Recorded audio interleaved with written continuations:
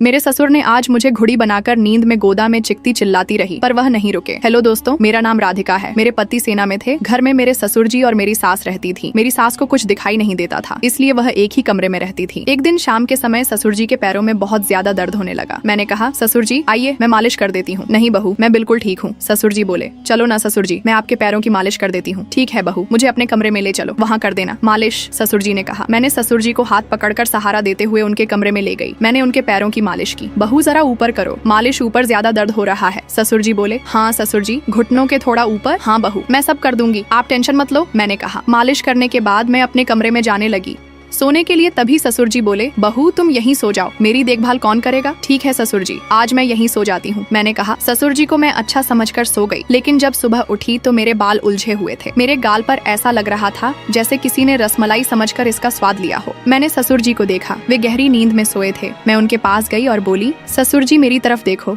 मैं इतनी बदल कैसे गई हूँ?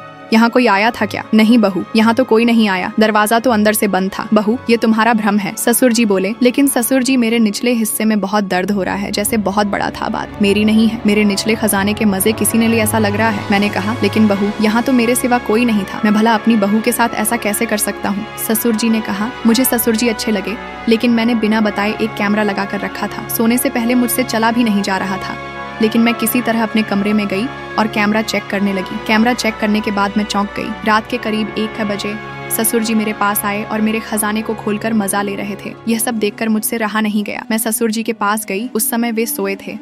मैंने कहा, ससुर जी जरा उठो, यह क्या है? मैंने उन्हें कमरे में जो कुछ हुआ वह दिखाया। ससुर जी, अगर आपको यह सब करना ही था तो मुझे बता देते, मैं तैयार थी। ऐसे बिना बोले करने से क्या फायदा?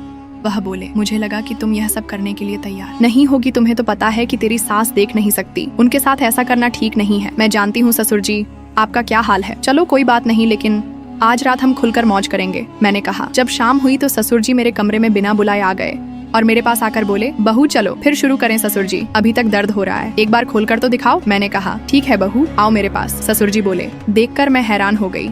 ससुर जी तो लंबे रेस के घोड़े निकले। ससुर जी, अब देख क्या रहे हो?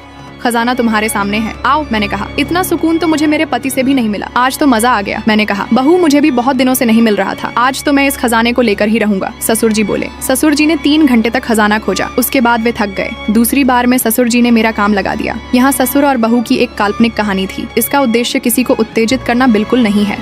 अगर आपको हमारी कहानी पसंद आई हो तो वीडियो को लाइक करें और हमारे चैनल को सब्सक्राइब करें। पूरी वीडियो देखने के लिए हमारे यूट्यूब चैनल का लिंक कमेंट में है, कृपया उसे भी लाइक और सब्सक्राइब करें। मिलते हैं फिर ऐसी ही कहानी के साथ। धन्यवाद।